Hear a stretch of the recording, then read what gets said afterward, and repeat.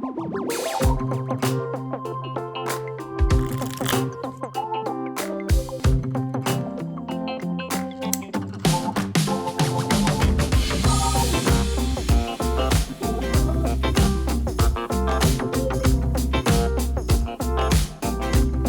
everyone, to another episode of Recollection Step, a Grand Archive TCG podcast, part of the Maindeck podcast family. I'm Dan. And I'm Taylor. And yeah, we're back. It's nice to be back. It's been like 7 months, I think, since our last episode. So 9. Yeah, 9 months. Yeah. Yep. Wait, 9 months. Yeah. Did you have a child or something? This was paternity leave? Yep. This was the Maindeck paternity leave. Exactly. I was with child. I know nobody could tell. Thank you for not saying anything weird, but yep. Babies popped out and time to recording. No, it was like 5 weeks, 6 weeks, 5 or 6 weeks. It was a lot. Yeah, it was a bummer. Yeah, my computer it died. It just died really hard. This doesn't need to be the podcast about Maindeck technical issues, but regardless, that's a Patreon podcast. That might be. we could do that. Regardless, it took me a long time to even diagnose. There were a lot of potential things. I had to do basically everything until I finally figured out the actual issue, reinstalled, not just reinstalled anything, but I had to put in a new motherboard and processor. And then I had to set everything back up because I wiped my hard drive in the meantime. So it became an extremely long process, but we're back. Yeah, it's really good to be back. Although I'm wondering if we should even record this podcast at this point. We're going to talk about Ascent Santa Clara, how much fun that was, how well Mitch did at the event. What is going to happen afterward, but is it even worth it? Because our friends at TalkGA have already come up with the single greatest podcast title for an Santa Clara recap, and we can't top that. Like, what's the point? Yeah, I saw that come out too, and I was like, man, we totally missed the boat in several ways here. Yeah, but we weren't going to come up with something as good as Arisanna anyway, which is just what an excellent name. I've got to give them some props here before we get started, because I saw that and I just about died. So yeah, but I mean, let's just really quick mention how amazing it is that Arisanna is like top right now. Like, it's insane. Yeah, this is totally bonkers. If you would have told me that this was going to be like Arisanna was going to be winning an Ascent in 2024, back in January when Alchemical Revolution was released, I would have said you are not good at this game. You are bad. No, even better though.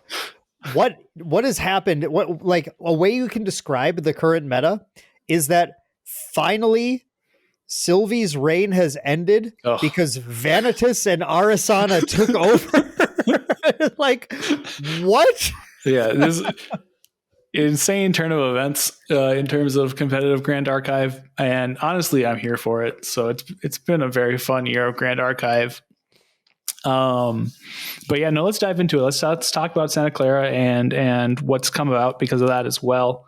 There's a lot of really cool stuff that happened at the event, and obviously, we went down as team Maindeck. This is like the first event we've had where we actually got to like prepare and test as like a full team in quite a while, since like Ascent Worlds probably. And man, that was nice. That felt really good. You and Mitch and I and Trevor Kinship, as he's known, and Gage went down the Thursday before we arrived. I think Kinship and Gage got there a little later. Yep. And we arrived on Thursday, which was fine. Like, we kind of just chilled and relaxed. It was we got there like late afternoon, took the train down to Santa Clara from SFO, which was like very underrated, I would say, by the way. Like, what a goated experience that was. Like, okay, first of all, other than needing to find like 3 different specific payment methods to do it. Yeah. I'm not worried about that part. Yeah, it wasn't a big deal. We got on the which one was it? Was it the Caltrain that was the longer Caltrain? trip? Yep. Yeah. Mm-hmm. And we just sat down and jammed a few Arisanna into slime games. Yeah. Yep. And that was awesome. Oh, it was beautiful. Yeah. So that was sweet. And then we went and, we had to make this is becoming a tradition now since, I shouldn't even say it's becoming. Dan has kind of like enforced that we go to a Uniqlo if there's one around for all of these events. So we hit up a Uniqlo on Thursday night. Well, okay, hang on. The Uniqlo thing is I went to one in Singapore with my wife and it was her idea.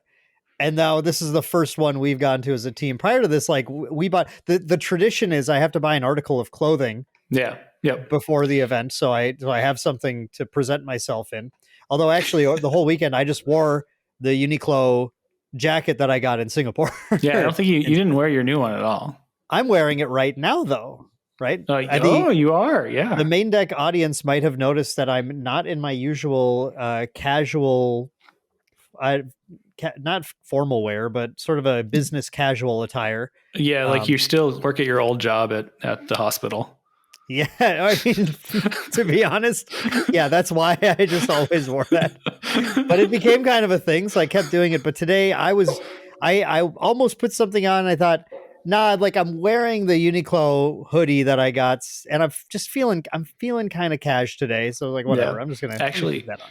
I should have said something because it kind of threw me off. Like there was something weird going on. Like Dan doesn't look quite right, but it's because Dan looks like I normally see him now instead of, in his sweater and his collared shirt. So yeah, much more common to see me just in some kind of a random hoodie. I am wearing, I think Merlin today underneath. Yeah, ooh, great choice. You just see the R, but yeah. Yep.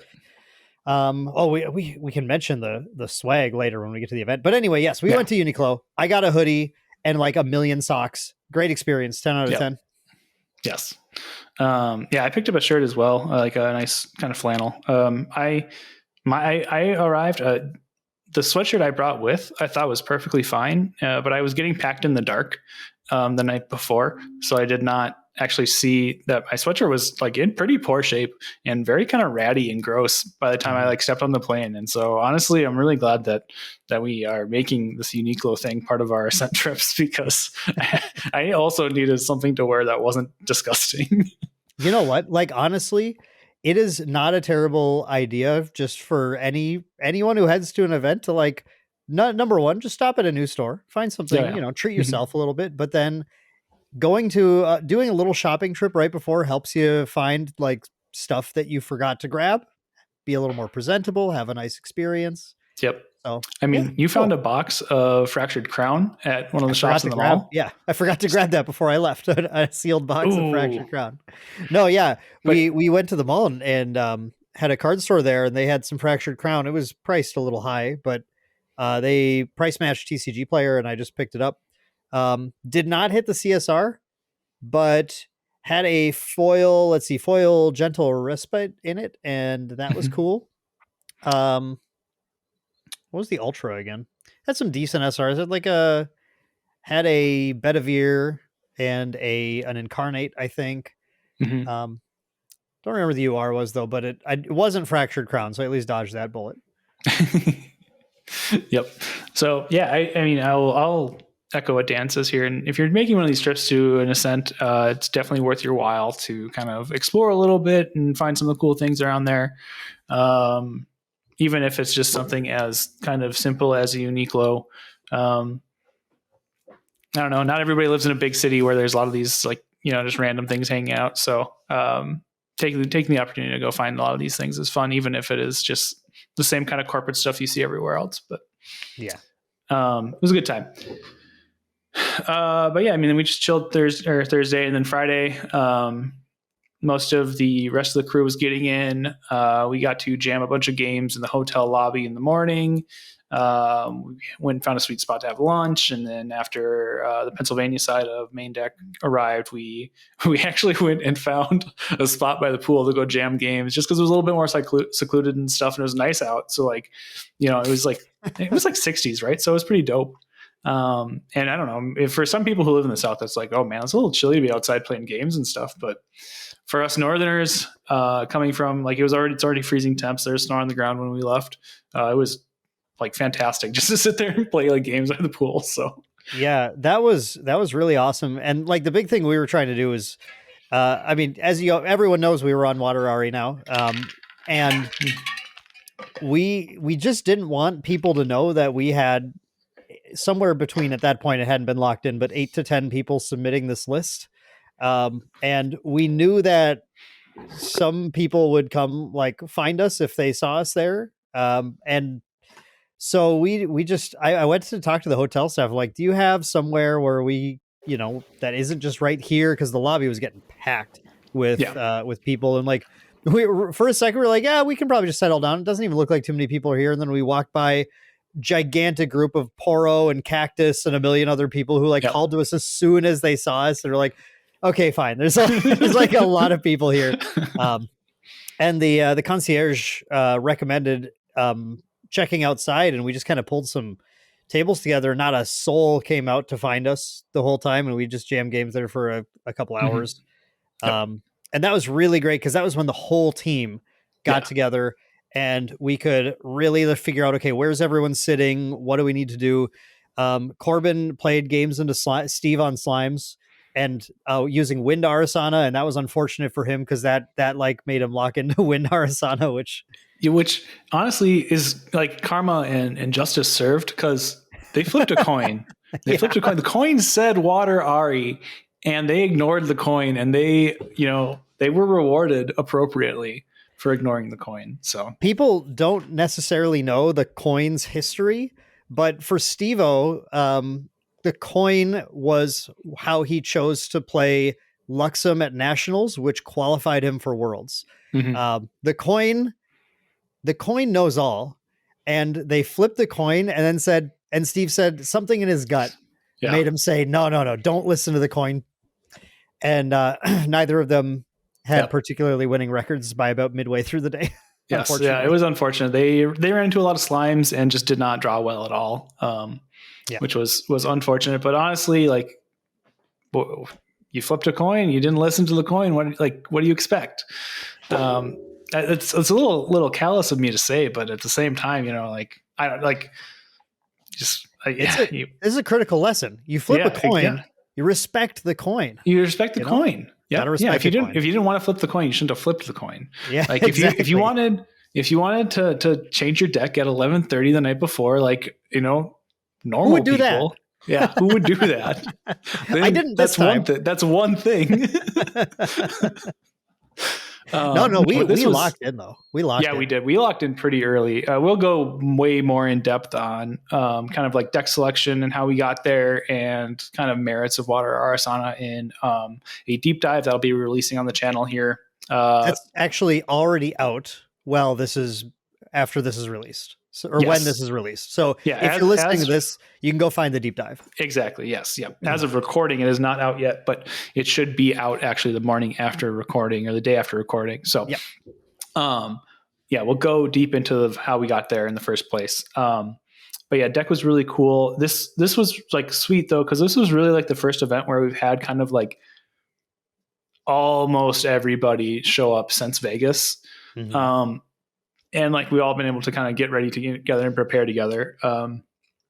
Like Chicago, it was just a few of us, probably half of us, I would say. And then Singapore was obviously just you.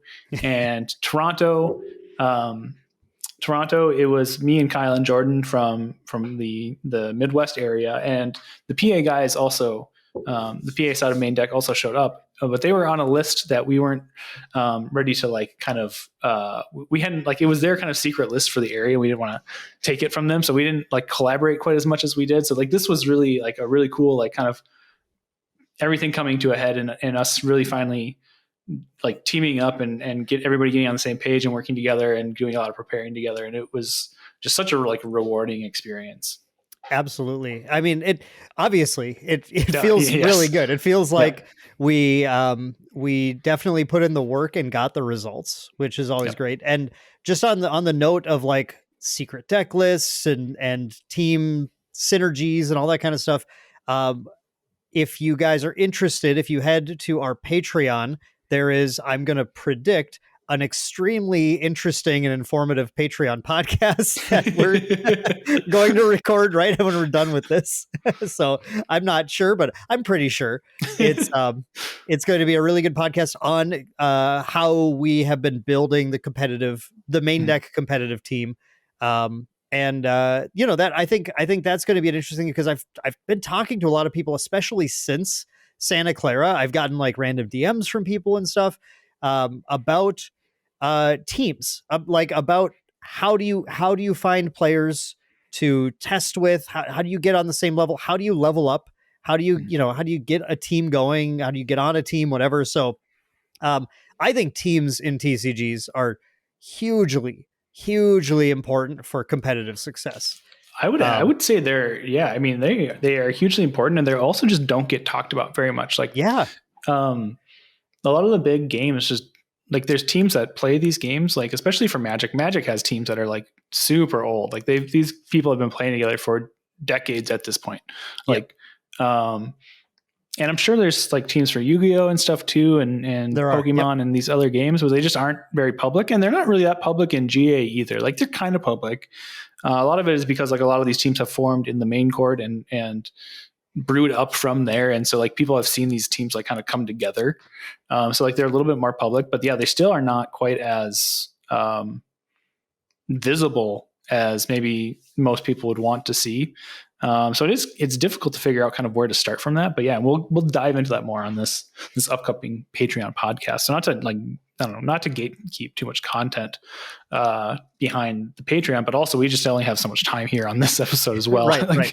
So exactly. So just throw out all these little tangents, go get the deep dive for the video, and it's literally an hour-long discussion with Mitch and Taylor and myself on the list. If you want to hear about the competitive stuff, it's a $2 paywall if you want to get our extra Patreon content and support the channel. And we'll have some really cool, there's going to be a big update to the Patreon coming at the start of the new year. So at the very least, just check back then and see if what we're offering starting January 1st is something that you're interested in, because I promise with some of the stuff we've got coming, it's going to be worth a lot of people's while to be on that Patreon as well. And then the content will just feel free to you, baby, which is really great. So that's what we're looking for. But yeah, that's where we're going to stick kind of our more. It is really going to be a lot more behind the scenes, like on the main deck team and stuff. But I think some good advice just for like how to build a team of your own. But anyway, yes. Well, actually, since we're here, let's just one more, since then we can be done with all of this forever. For the rest of this episode. Forever. Dan, how else can people support the channel? You can like and subscribe Maindeck and watch our videos. You can go to the Patreon. Are there any other ways they can help us out here? God, I should have shut up, because you had the perfect segue lined up there. Just like, oh, so easy. Yeah. If you do want to support us other than the Patreon, which is a fantastic way to directly support us as well, and we really appreciate, you can also do the basic stuff, the free stuff, like the video, comment on the video, make sure you're subscribed to the channel. Follow Dan on Twitter and or Blue Sky. Definitely Blue Sky, though. Blue Sky. That is a cool platform for creators that needs to be promoted. And just, I don't know, do all the interaction things. Join the Discord. Talk with everyone. Anything you do is really helpful, honestly. And then if you want to make sure we get supported monetarily, when you're buying your singles on tcgplayer.com, which is, of course, the marketplace to buy and sell single cards for TCGs and largely the US, then you can use our affiliate link, which is linked down below in the description of the video, or you can go to bit.ly/shoptcgs and just leave that little bookmark so that every time you want to buy singles, you just click that link instead. Then anything you buy, we get a little bit of just a small percentage from TCG Player for your purchase, but it all adds up when more people do it. So we really appreciate you supporting us that way and every other way. Thank you so much for your support. Yep. All right. Thanks, Dan. And thanks, listeners, for sitting through our ad reads and, Patreon. What's the word? Patreon pushing, really. Patreon pushing. There's a different word, but that works. Anyway, so yeah, let's get into it here. We'll talk about the Ascent proper now, since we kind of dove into all the fun stuff we did before the event. Saturday comes around and we dive in, and we'll just cut to the chase. Mitch wins the whole thing. So this was What a start Spoilers. to the week! Like what an awesome way to end the year here. This was so much fun. It was a ton of fun. Like sitting there watching the finals, him playing against Hinky on Fire Slimes there. You have no idea how much I wanted to be casting for that game. Like, let me in. That would have been a fantastic cast for sure. But man, like the game, so game one of that match just opens up like just completely unfair. Hanky is on the play. He goes like, I forget what he plays, but it wasn't Baby Gray Slime, and he just passes. And so Mitch opens up with an Icebound Slam and hits him for 8. And then Hanky, I think he grabs backup charger for his materialization on turn 2, right? And so Mitch is like, well, okay, I'll just hit you with one more Icebound Slam to finish the game right here. It was just like, just that right there is like exactly the reason why we were playing this deck, just because it like opens up so many just like what looks like BS lines to let you win the game out of nowhere when your opponent can't play defense or decides not to play defense. It was like there were like, I think each of us had a 1 or 2 games like that throughout the course of the event, and man, did they feel good. We all, this deck was so fun because there were so many just crazy, stupid ways to win the game. Mm-hmm. I think my favorite one the entire weekend, outside of, I mean, honestly, Mitch's finals match which I'm sure you'll get to the second game, but like had both extremes and it was incredible to watch both of them. My favorite win was when I polar depths my entire deck. I was like, whatever. Yep. I don't need this anymore to stratagem for, I think we counted at 63 damage.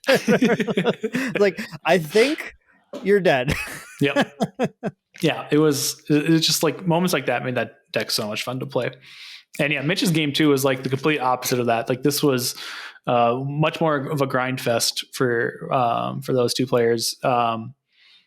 And Hanky got down like a Baby Gray on turn 1, and Mitch just icebound it away right away. Oh, the crowd cheering the crowd is just every action in the first 3 turns of the game. Puts down the Baby Gray. After the first game, everyone's, he put down an interceptor. Mitch lays down the slam anyway, and everyone goes, slam the Baby Gray. It was so good. A quick aside as well, TM32 was running, I think they were hosting the event and they were also running the stream because of that. They did an excellent job with the stream. Like the production quality was great. It's I know crazy now. Sil and Co at Weebs also put a lot of work into updating the interface and the overlay for the stream. And they've got a sweet app now that lets you like select a bunch of cards and put out the stack and stuff on the side of the stream. So like it's a little bit easier to follow along and see what's happening. So that was really cool. But yeah, Shinja had everything set up really nicely too. They had TM32 had it set up so they've got 2 big screens with projectors showing off the stream. They've got a bunch of chairs in front of those screens for the viewing area, and then in the middle of that, there's a stage where the feature match is actually being played with both players. So they're both up there and they've got like soundproof headsets on and stuff, so they can't hear the crowd or the commentators or anything like that. But everybody in the crowd can kind of see what's going on, and just it's so much fun to like kind of see the players react to that and stuff too. Because like Hanky and Mitch were doing a very good job of like playing up the crowd for these plays in game 2, especially like even though they couldn't hear anything. Like Hanky plays the Baby Gray and he hypes up the crowd, and then Mitch slams his Icebound down like just it's really animatedly, and he pipes up the crowd. And then Hanky, I think he played like another Baby Gray on turn 2, and like everybody's just like getting really into it and stuff. And the energy for that final match was just was so great. But yeah, that game ended up just being like a huge back and forth until the end when Mitch was able to just grind it out, and he eventually found another Icebound Slam to slam into Hanky's Lustrous Slime with like 8 counters on it or something like that. So Hanky was going to gain a bunch of life. But by that point, Mitch had so many cards in his graveyard, and I think he had 2 like polar depths to pop anyway.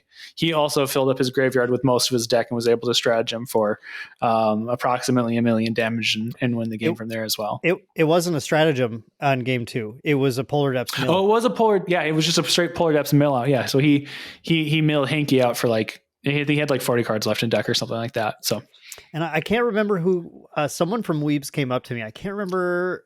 I don't feel like it was Sil. I don't remember who it was, but someone came up and said they thought that was the first time there was actually a mill victory on stream. Yeah. If we're in Grand Archive. And that, talk about playing up the crowd too. We've been through these lines a lot, but Mitch went and did the funny line to win the game instead of the safe line. And he did both polar depths, and first one targeted himself to mill himself down to like almost nothing left in deck. And then the second one milled Henke for like 44 cards or something like that. Yeah. When he could have just gone like 2 doses of 22 instead. But yeah, exactly. He's set up for a stratagem technically if he could find a way to live a turn, which wasn't possible. Yep. So yeah, that was just like ton of fun. Like I definitely recommend going and watching that matchup on the stream and just watching that back if you haven't had a chance to see it, because it was sweet. And actually, like most of the finals was like pretty good. Cabin, I think, played he was also on Water Mill, and he played into a Water Allies list in the quarterfinals. That was like a really good matchup to watch. There was a lot of back and forth there, and they went to quite a few games. And I think Mitch played Sean Liftersill he was on Norm Slimes in the semis. Those are also pretty good games.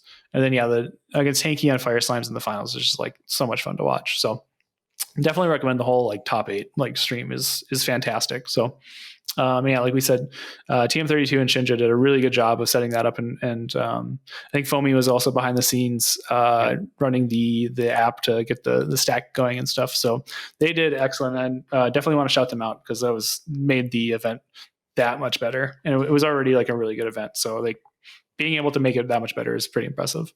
Grand Archive continues. Like they've got this, TM32 is just dedicated to improving event after event their stream quality.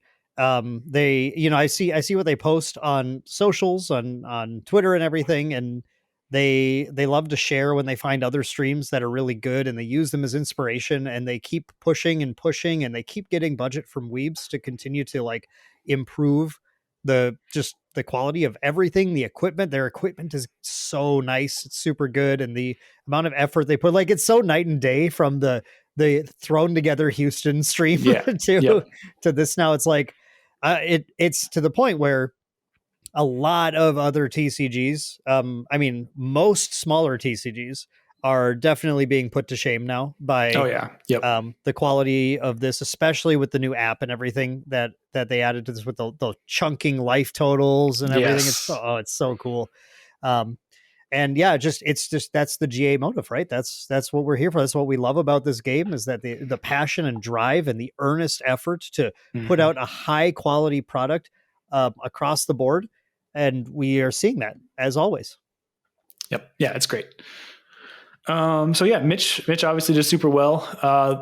A lot of the rest of the Maindeck crew did very well too. So I took 15th, so that was great. Very excited to have another day 2 under my belt here.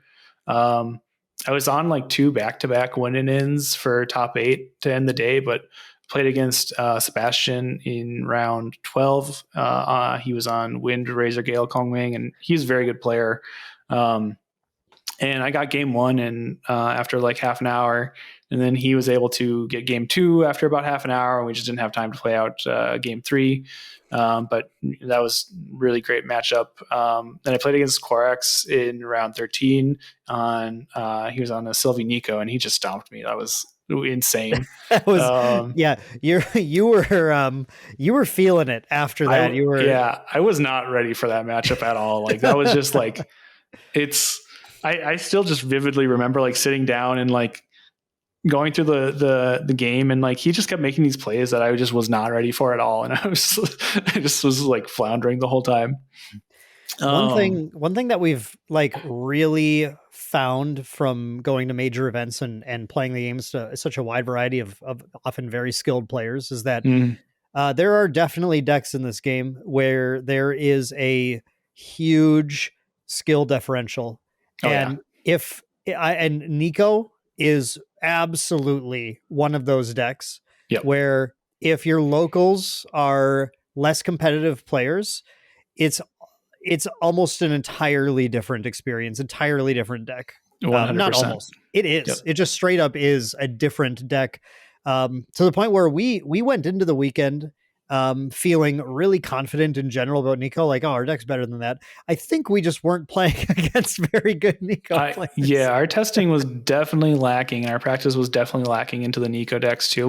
We tested a lot into the Tenoris variants, and they're just not as aggressive as the Sylvie variant can be. And that extra pressure, it like adds up really quickly. Like in that game one, he went turn one Fractal Rain imbued, which then turn two milled him a Seaside Ringleader.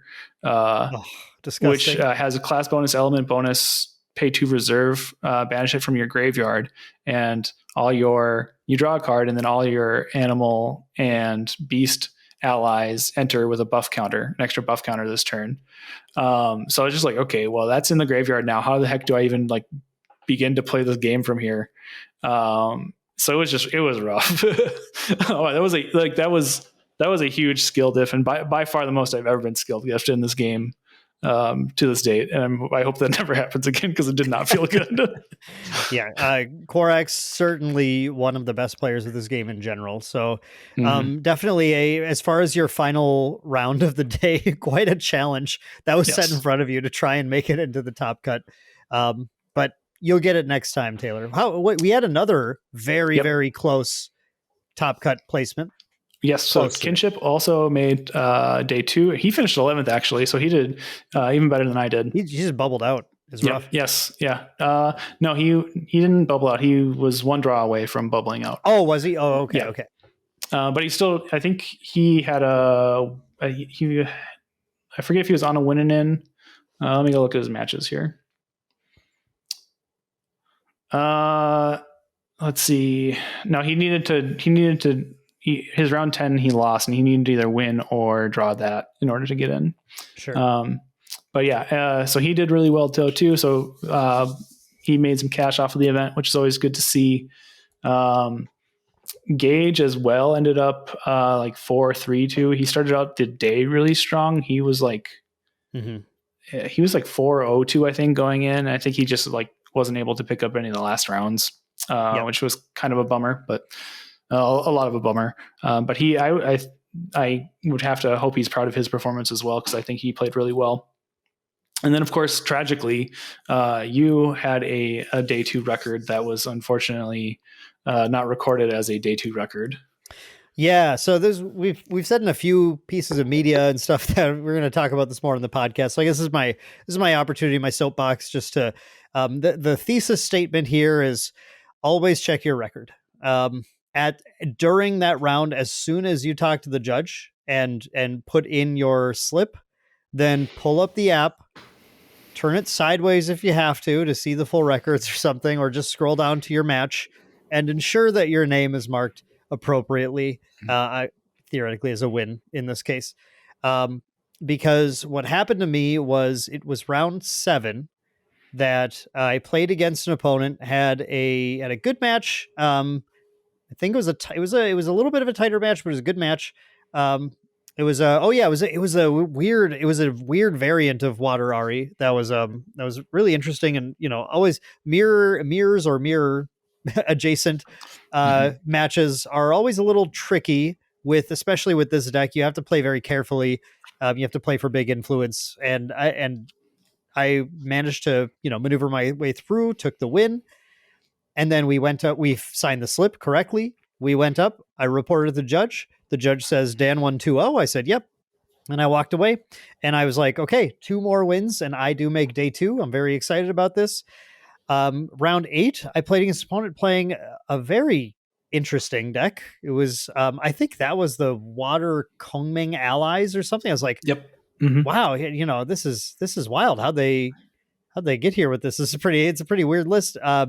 It was one that was just, I had the Torrential Blast for the Ardent Cloud Striker, and I took out the Shifting Currents draw card guy. I can't remember the name of him. I was handling all this stuff, and then I did the Ari thing, and then won. And I thought that wasn't terribly hard for like a win and in, but I thought he had a good day, and it's a cool deck. And I was like, that's really interesting. I'll look at that later. and I failed to like double check what his record was because I knew given my tiebreaker is really good, I wasn't going to get paired down against anyone, but I should have at least double checked his record and like sat down. It's just weird to sit down at a table and be like, what record are you? What's your record? Yeah. But like, it's maybe that's a way to do it too, because I might have caught it at the start of round 8 if I had. Round 9, same thing. I played against an opponent. I think they were on I think that was a slime variant. I don't have my notebook here, but I think that was like a wind slimes or something. And again, I was like, another weird list on a winning in. This is like kind of neat, but played through that, won the game. I was like so excited. I'm like, I did it. I made day 2. I went up, and that was when I turned it in, and we realized that no, I didn't make day 2 because my record, we're like pulling up the standings, like I should be higher than this, and realized that during round 7, the judge simply said Dan 2-0, but marked the opponent for that one. And at round 9, it's too late to figure it out. In retrospect, it made sense that I was playing a little decks that were like not terrible, but just different, a little quirkier. Yeah, more like of that rogue decks, Yeah, more roguish, right? So obviously, and everyone asks, well, can't they fix it? Like, no, they can't. They can't fix it at that point. I played against.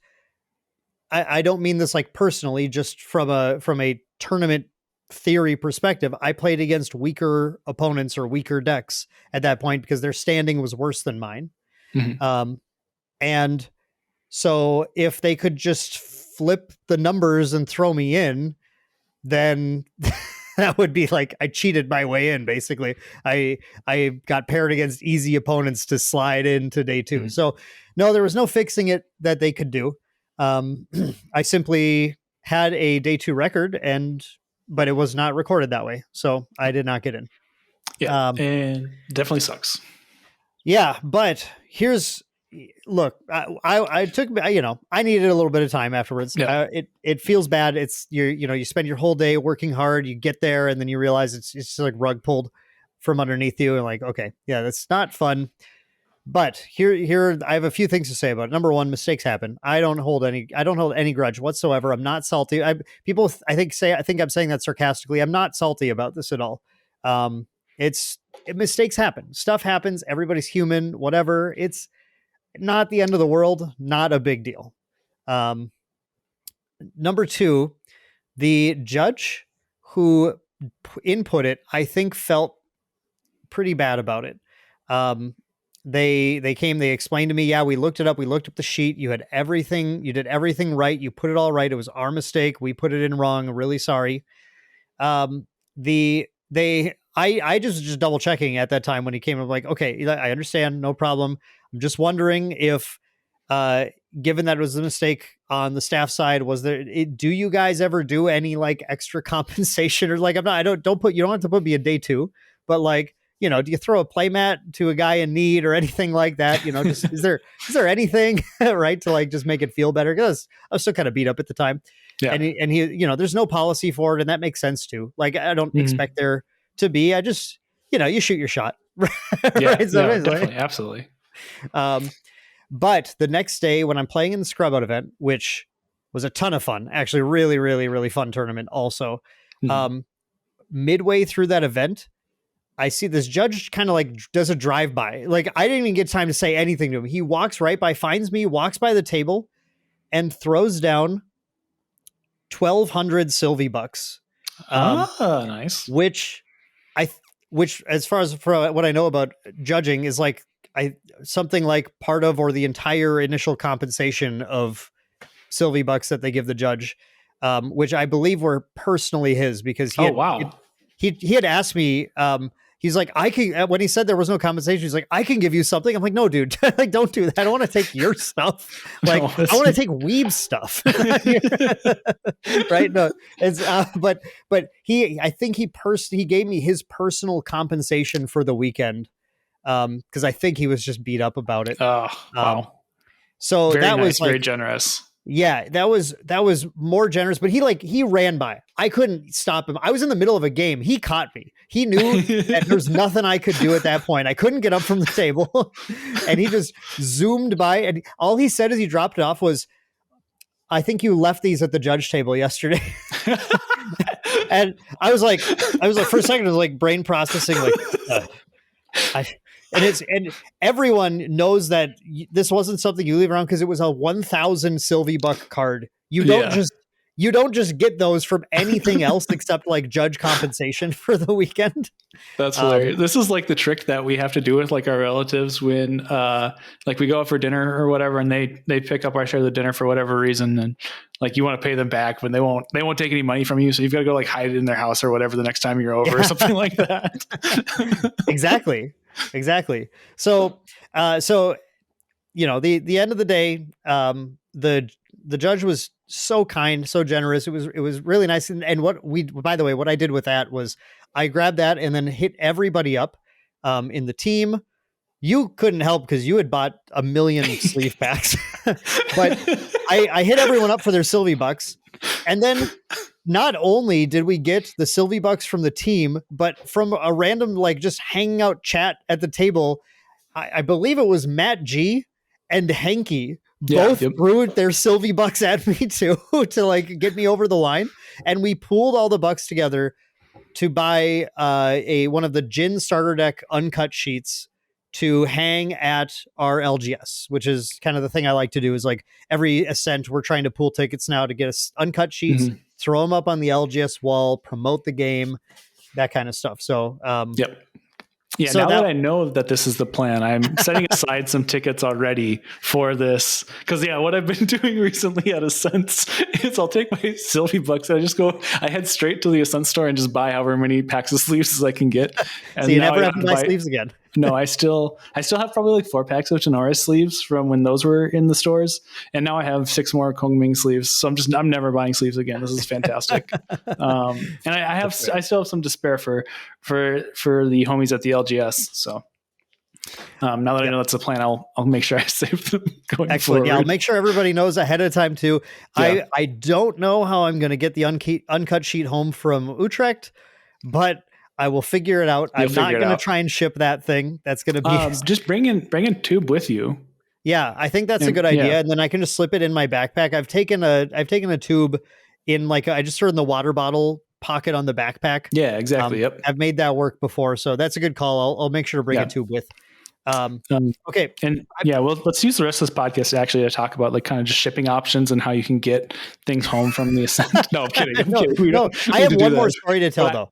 Okay, well, but I will say, just pro tip also, like anybody who's interested, actually use your Sylvie Bucks for sleeves. Like this is actually like a really sick tip, because like you get a decent amount, you get enough just from like the champion or the VIP package to buy anywhere from like 2 to 4 packs. And then if you win another 4 matches throughout the weekend, that's another pack, I think. So like just, there's so many ways to get these sleeves that you never have to buy sleeves again. I totally recommend everybody to do this. Obviously, if everybody's doing it, they're going to run out of sleeves faster, but that's fine. These are sweet sleeves anyway. Like it's cool if they get spread out, but definitely Ascent pro tip is to heed here. So yeah, it's not bad. I get the strategy, so it's pretty reasonable, but still all of mine just go to uncut sheets every time. Yeah, I mean, this is also a good plan. Okay, final story. Then we have one more thing to talk about, which is just the general metagame. Yeah. But the final story is I'm playing, you guys are like trying to make day 2 and try harding now. I'm checked out and I'm just ready to have fun. But still I was trying because it's the scrub out event on Sunday. The scrub event is good, very good EV still. Like you get, it is.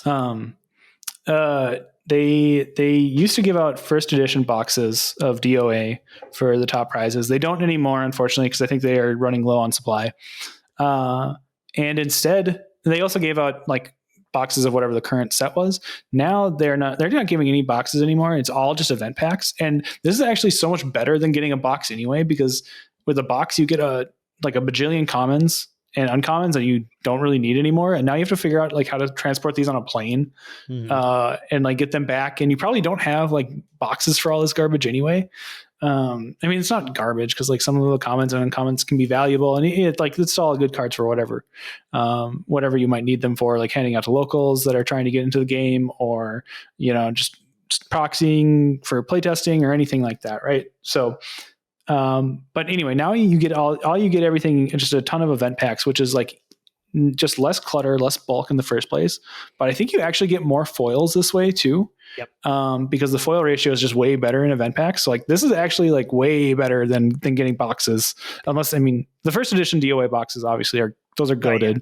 I mean, nothing's gonna beat those, but yeah, but like those are gonna run out eventually anyway. So like switching to event packs for whatever the current set is just what a great move for these scrub out events. I'm a huge fan of that. You get a lot of event packs from it, which is really, really, really cool. I had a great time. I went, what was it, 6? I think it was 8 rounds or 5, I can't remember, 7 or 8 rounds. But I went. It was 7 rounds. I went 5 and 2. Last round, I don't need to talk too much about. It was a long day. I was getting a little sloppy, made a couple errors, and had a really, really, really long game 1, where I had to be really careful against fire aggro and just couldn't line up the win. Was on track to win game 2, but I just got sloppy, and instead of having an infinite judge calls, I just conceded. I'm like, whatever, you just say, I don't care anymore. You just take it. Yeah.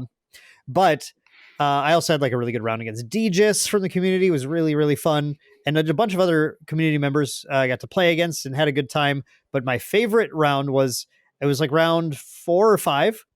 I went up against the opponent who actually was given, who I beat, but was given the win in round 7 in day 1. So my he had texted me later in the day and was like, I just checked and saw that they marked it down wrong, dude. I'm so sorry. and I was like, no big deal. That was the previous day towards the end of the day. I was like, it's no, whatever, it happens. It was who cares? But we got paired up again in the scrub out event, and we played one of the weirdest matches of Grand Archive I've ever experienced in my life. Game 1 was 30 minutes long, and game 1 ended in a draw before time was called. It was a draw, like a mechanical draw, where I milled him out, and let me just pump myself up a little bit. I played everything perfectly to execute the mill win again, this is the mill mirror match, right? To execute the mill win against Arisanna. I had lined it up so that there was no way. I had ensured he was not going to be able to use Polaris to put a new Cosmic Bolt in his decks and live. I was ready. I had the Fracturize in hand. I was ready to go. And I mill him out. I go for it. I pull the trigger, mill him out. And then on his turn, he goes Materialize. I'm like, yep, I'm ready for the Polaris. And he goes Bauble of Abundance. And I go, oh no. He had the mirror attack. No.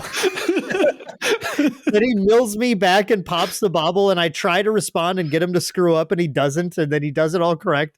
And then we both try to draw from an empty deck, draw, and move on to game 2 with the record at 0-0-1.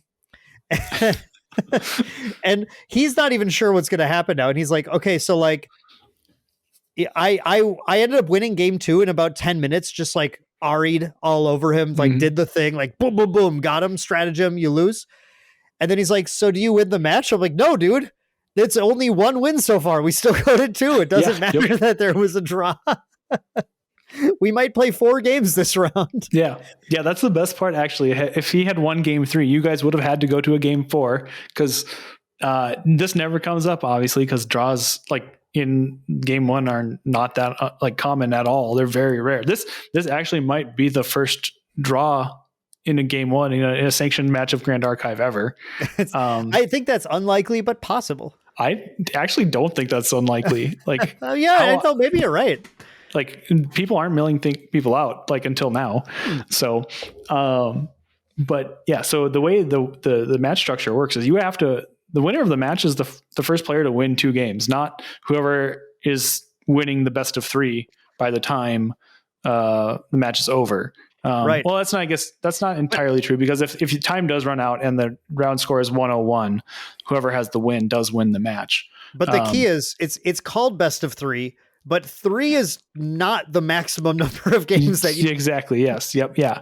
You have to win 2 games in order to actually take the match before time is called. Maybe that's the best way to put it. Yeah, exactly.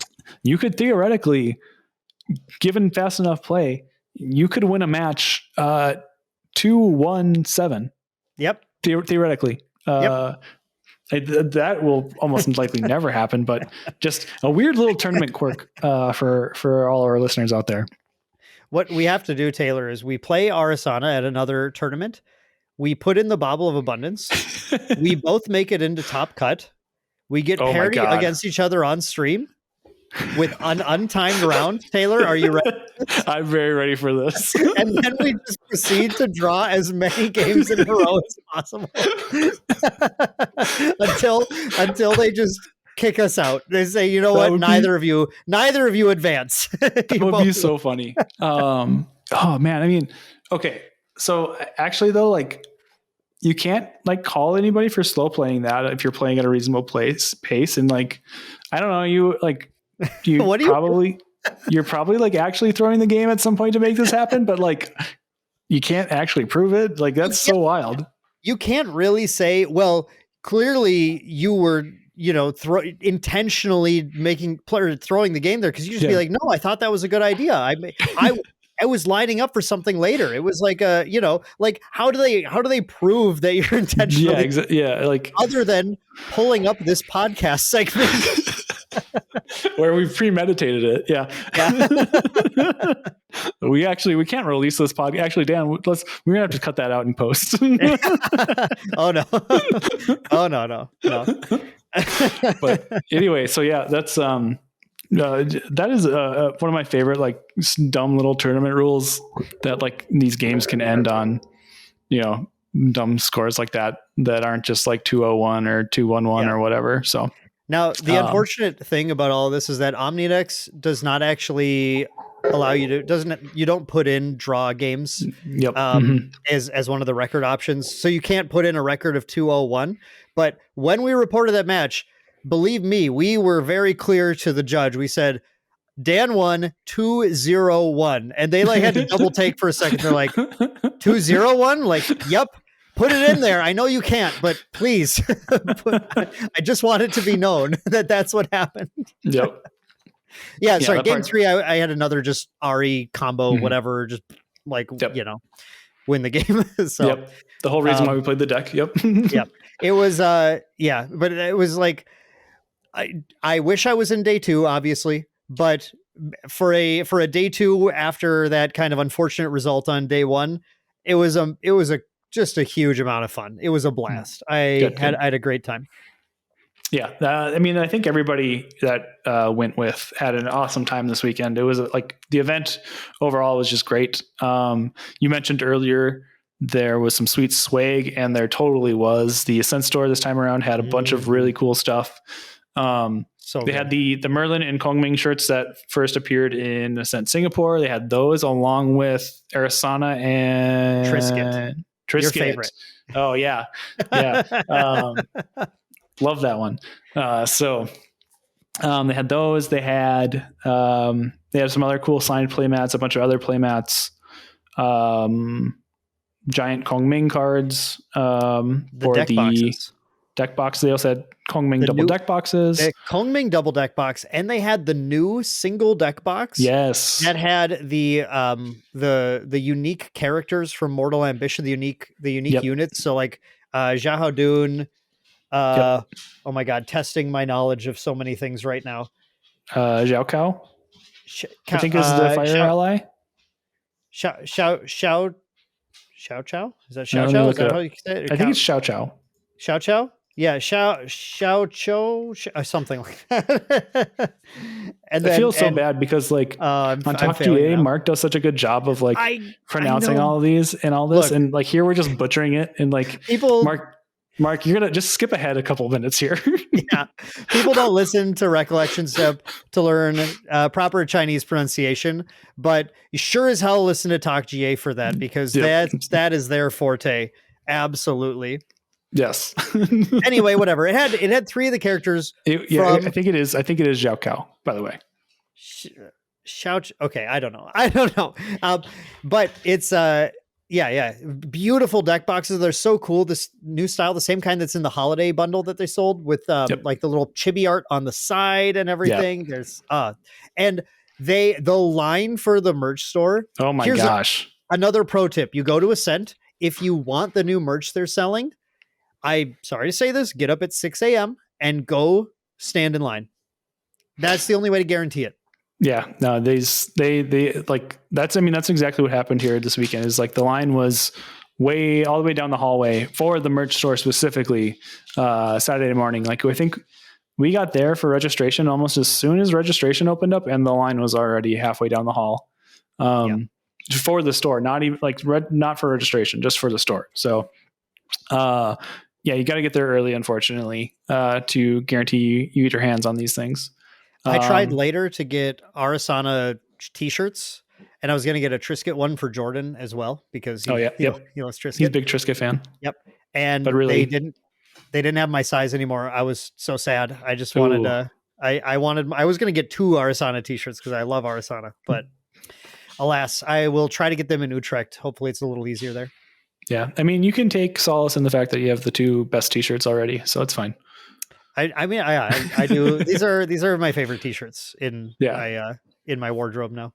They're very dope. They're very nice t-shirts. But yeah, so that was sweet. That was awesome. And yeah, the weekend was just great. Highly recommend. Again, like if you get the chance to go to an Ascent, whether you are a hyper competitive player, whether you're a casual player, you're like new to the game, just getting into the community, or you've been around the game for a while and have a lot of fun with it, and you kind of whatever level you're at, there's something for you to do at Ascent, and just meet a bunch of people that are sharing the same interest and passion as you.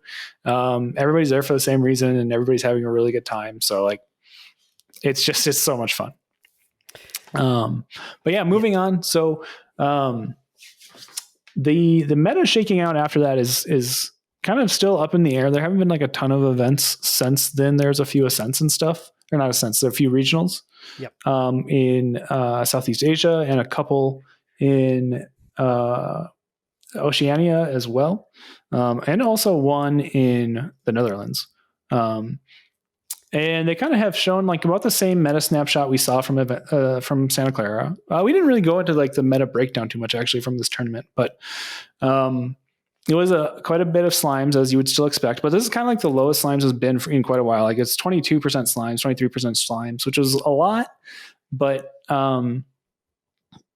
like that's down from the 25 to 30% it was previously all throughout like MRC after Chicago, and even in Toronto, like there was still quite a bit more slimes. So we're seeing their meta share continue to drop here.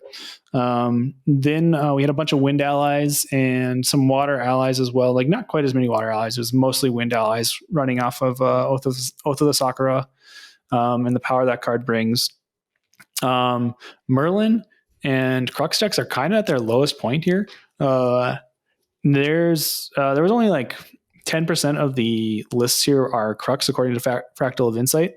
And what looks to be about like maybe 2/3 of that were fire. So like very little fire Merlin showing up here. And like Merlin is having not the best season right now, which breaks my heart, but it's crazy. Again, imagine telling this to you in ALC, like the start of ALC, like, Merlin is one of the lowest represented decks. and actually insane. Arisanna, Sylvie, Nico, whatever, all the Vanitas for one tournament, but maybe more soon with ALC Alter. Yes. More represented. It's crazy. Yeah. So then we had rounding up kind of the rest of the top decks here, the most represented decks were Nico, and Razor Gale, and a couple different flavors of Arisanna. So there's been some Wind Astra Arisanna lists running around, and also now this Water Mill list that popped up. The Water Mill list was like kind of sweet. So we had kind of heard the night before, the day before, that there were some other teams on this list, and we were like, "Oh man, this is not. Hopefully, this isn't Vanitas again." And thankfully, it wasn't. We're not even close. Like there were just some other teams, True Champion and Matt G and Cactus, and players they play with. Andy K from Yeti Gaming as well was on it. So like there were quite a few good teams that had decided this was a good meta call, but this was not like the dominant deck by any stretch of the imagination, although it feels very strong. And actually, like looking at some of these regional results, it looks like it's continuing to kind of climb up in meta share here and continue to see some dominance. So that's kind of like the main metagame package, and we're seeing a lot of that same stuff moving forward. Looking at to kind of like how some of these matchups went. Mill has just got like Arisanna Mill specifically has like some really good matchups kind of across the field right now. And I think a lot of that is just from inexperience of playing into the deck. Like just it has not been well represented before this tournament. Like this is definitely the breakout tournament for Water Arisanna. Like it's posting like really good matchup percentages into the whole field. At Ascent Santa Clara, according to the head-to-head here on Fractal of Insight. So it was definitely a good choice for that. And yeah, a lot of it's just like inexperience. There's some tricky lines and some tricky ways to play against the deck that if you're not used to playing against it are difficult to see. And as a control deck, it's not quite as aggressive as other Grand Archive decks. Like for the most part, Grand Archive as a game skews very aggressively. And this deck is, I mean, it's got aggressive starts, right? You can go Icebound, kill you on turn 2 if you don't level up. But at the same time, it's more than happy to sit back and play a game where you throw down a Fractal Rain, you hit something with a Torrential Blast, you hit something with a Refracting Missile, and you spend a couple more turns controlling the board, you draw a bunch of cards with Lost in Thought, and then you win the game with either Polar Depths or with Stratagem. And your opponent is out of resources at point, so I can't really do much about it. So two things that I did way more often with this deck than I thought I would was Water Barrier your Gildas attack. That was actually like really common. I played a lot of Fire Aggro in the Scrub Out event. Very common deck to take to an event like that. And yeah, Water Barrier the Gildas, my favorite thing in the world. Like whatever, I'll either just take one so it didn't matter that you're balanced, or you'll do something to pop the barrier and then you're not balanced anyway. So then, yep. That like just throw your barriers down, right? You'll spend turns early on just like, just, take less damage. It's fine. And then have a float and then have a stratagem online faster. And then the other thing that we ended up being part of how we changed the deck, which I talk about in the deck profile that we posted. Just play things and attack. Play a Frostthorn Paladin, start attacking. Keep up. You kind of play. You can play a little like Water Allies sometimes, which is just I'm going to put down a dude and then hold up my interaction and then call it a day. And those Paladins, man, they add up. Especially Paladin is a very strong card. Couple refractings in hand. You blink a few times with the Frostthorn Paladin, and then you sit there and you do math for a second. You're like, wait a second. If I do refracting now and then a refracting recollection, and then I materialize the Claymore, then that's 5, 8, 11 more. He's just dead. Yep. Yep. So, yeah, I agree. The lines, if you are planning on taking this to a big event, start it like we mentioned with Nico earlier, same thing. Just start playing it now. Yep. Watch Mitch's gameplay, watch Cabin's gameplay, watch people playing this deck, start playing it, start practicing, because it does take a little bit of time and insight and stuff to find the really powerful lines. And even at locals the other day, we had a local who we had someone who picked it up and they were like, I just can't win with this. And then we sat down and like analyzed their last game, like, you should have done this, and that, and then and then you could have won the game this turn instead. And it's not always obvious. Yes. Yep. Yeah, exactly. So beyond what cool water area stuff is going on, Nico actually has been looking very really well positioned here lately too, especially the Sylvie Nico variant with Terrapin. That what is the actual full name? Water. Rippleback Terrapin. Rippleback Terrapin. Thank you. Yeah. The card is very strong. You speak can from get some really experience. aggressive starts. It has a very good Frostborn Paladin impression. It may even be better than Frostborn Paladin, right? As far as just being a dude on board, yeah. I mean, it doesn't get the influence back, but yes. No, it does get the influence I'm sorry, back, it by does. the way. Yeah. I was thinking of a different set of effects. No. Yeah, it is a very good Frostborn Paladin. Excuse me. Yes. And I think it does actually have a pretty good matchup into Water Ari. So if you want to make sure you're not losing to that deck, Sylvie Nico is probably like a good deck to pick up and play into that. Let's see. And then Razor Gale also, I think, is still in a good spot as well. They did very well in the tournament, and it's a very flexible deck. You can put a lot of answers in for a lot of different decks. You can play like Mystic Purifiers really easily to try and answer fractals. You can protect a Nullifying Lantern with Zephyrs and stuff. And it's got a ton of different cards. Even like these level 3 wind decks like Windari, and there wasn't a ton of Tristan, but there was some. They can play cards like Scatter Essence to kind of counter Water Ari as well. And like, there's just kind of been an uptick in fractals in the format anyway. I guess I'm kind of veering off of what decks were doing well in the tournament and what's kind of been the outcome of that. But yeah, I'm just straight rambling at this point. Sorry. Yeah. That's okay. Let me take the reins for a little bit. So just regarding the Sylvie Nico deck, that is clearly the forerunner as far as Nico variants. If you're looking at playing Tenoris Nico, I would just not at this point. My personal advice. If you want to play not Sylvie Nico in ALC Alter, Nico is a new level 1. That you can use instead, and I would recommend trying that route instead. However, I am a huge fan of the Sylvie Nico version. I think this is, I think it has some massive advantages, not the least of which is the fact that Tidestone Bovine is actually a good card in this deck and not a bad card. But Rippleback Terrapin being an absolutely cracked Frostthorn Paladin is huge. And one thing this deck is doing that is really powerful is Quicksilver Grail Magebane Lash is like a really, really powerful play for 2 reasons. Number one, if your opponent is like us and tries to play stratagem, they surprise, here's a Magebane Lash, and suddenly the stratagem is no longer lethal because each individual ping is its own trigger. It resolves, and then Magebane triggers and resolves on top of that. So it is very difficult to actually get a kill. You have to banish a lot of floating memory to do it, more than is reasonable most of the time. And then otherwise, it allows them to just go to Nico for the kill turn and still have Magebane Lash out with the Nico bonus online and everything, which is just like the perfect mix of offensive and defensive, which I think is the best way to describe this version of the Nico list. I think the Tenoris Nico one is like overly defensive a lot of the time.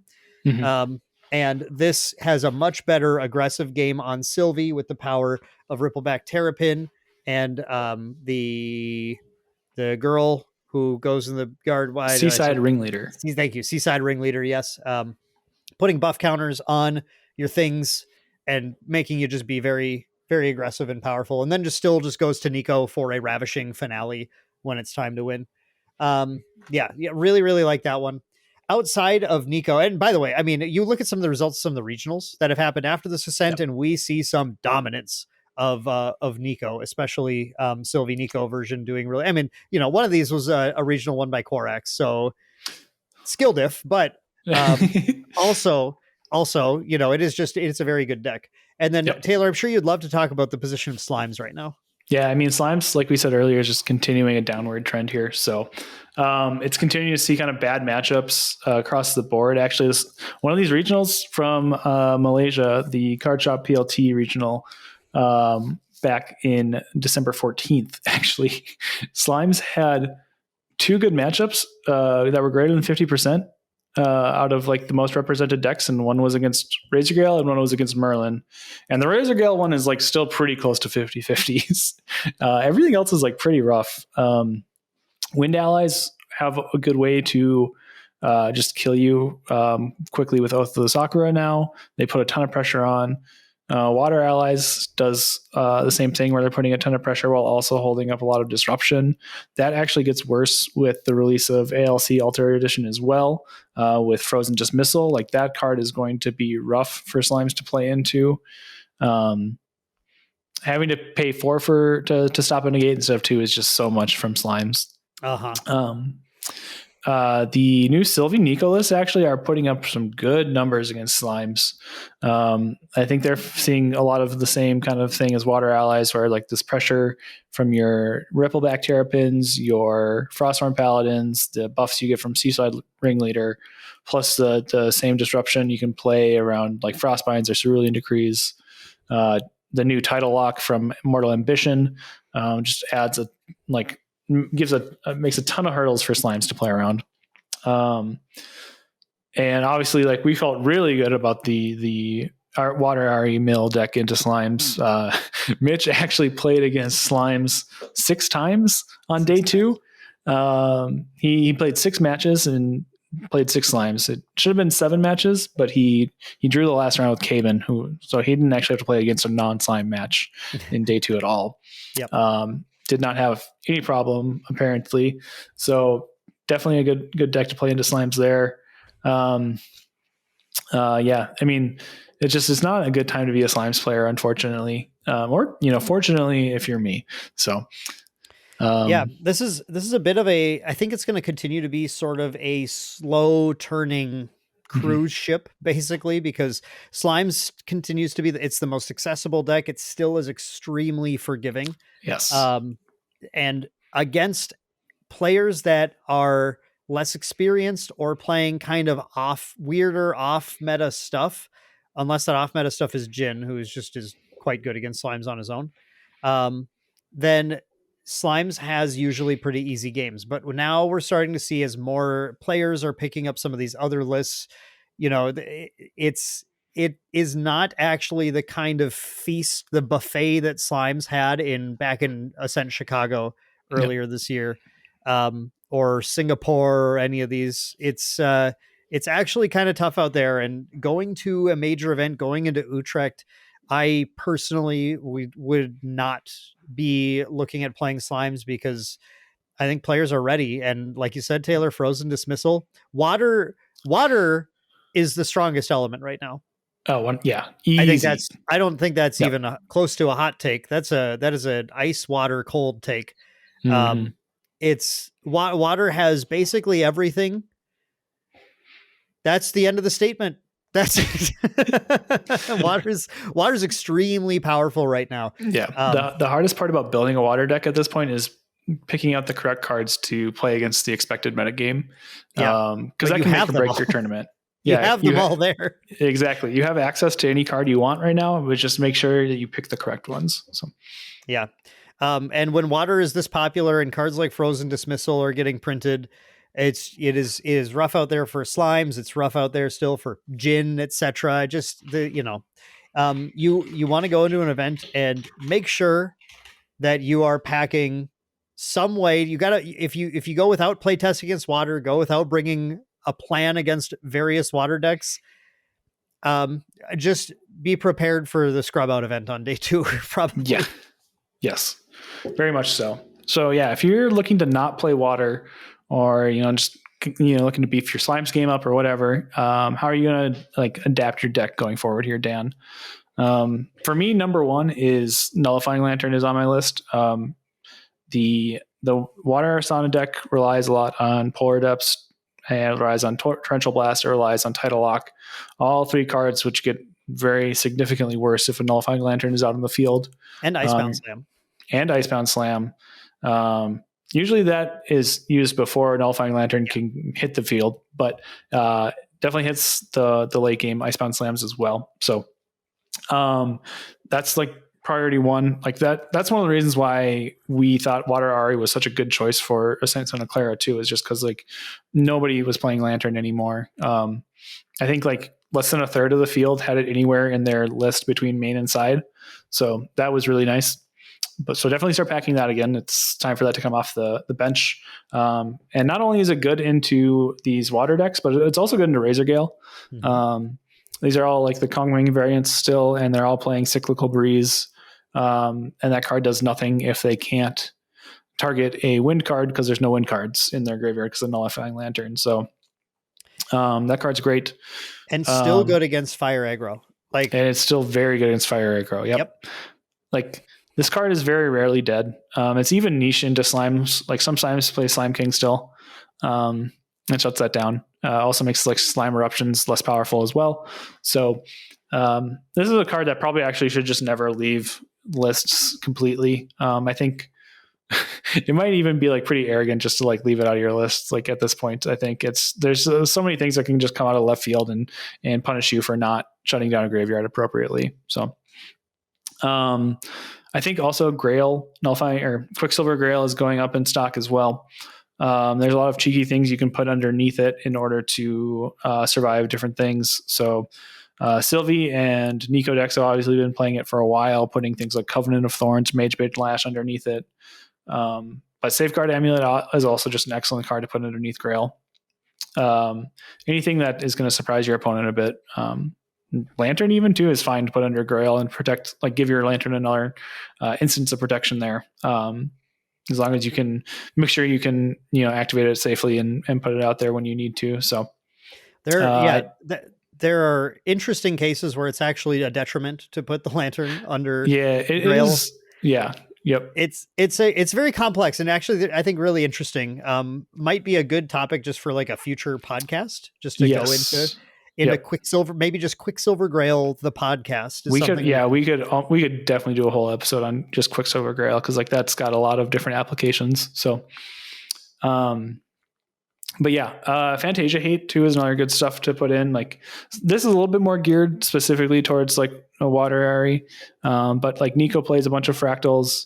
We're seeing Wind Arisanna pop up as well, and a lot of those lists are playing Fragmented Spirit of Wind instead of Spirit of Wind, so you can pop their Spirit Shard before they go to level 3 and deny them a card. There are also a number of Windari lists that are playing Fertile Grounds too. I'm seeing that more and more as I look into these lists.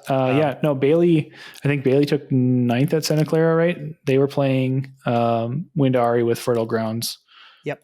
And then there's a regional. Bailey took 14th with that, but yeah, there's a regional just last weekend in Adelaide, and that the Limelight won. Congratulations, Lime. Mm-hmm. And there was, let's see, I think this was really interesting. It was a Serene Wind Astra Ari instead of Fragmented. So a little bit of that life respect, which I like. And then that ran 4 Fertile Grounds as well. So it's popping up a little more. Wind Ari, and then you were, I'm sure, about to mention, of course, Razor Gale. Right. I mean, the namesake of the deck is a Fantasia. So, definitely you're not going to have too many games where those cards are dead. So definitely worth bringing Fantasia Hate from now on. And then, of course, with as powerful as Water is, we would be ignorant that word. Yep. To not mention Viridian Protective Trinket. So excellent card into any sort of Water matchup where you're expecting interaction, which is pretty much all of them. So I have to say, going into day 1, we didn't pack Viridian in our we didn't initially have Viridian in our list until the night before, when we started to hear some rumblings about other people being on this. And then Taylor and I would like jammed a couple of mirror games in the hotel room, and we're like, okay, hey, let's put in the Viridian because this matchup is kind of lame, and I just want to have that extra insurance. And to the point that in day 2, I just took out one of our spirits and I was like, screw it. I'm just putting Viridian main because I expect to see some more Nikos and some Aris and whatever. And it's so good. It's still, it's such an insane card to have in play. Especially when those matchups so often devolve into, I just need to get enough cards in hand to play my stratagem and pay for the counter spells, pay for the negates. And making your opponent have to pay more for those the turn you go off makes it easier to reach that influence threshold. So yes. Viridian, stop putting Viridian even in your side. You should honestly, a lot of decks should probably be maining it right now. Yeah, it's a very good main how board good card right Water now. is. Water's so good. Nullifying needs to be at least in your side for sure.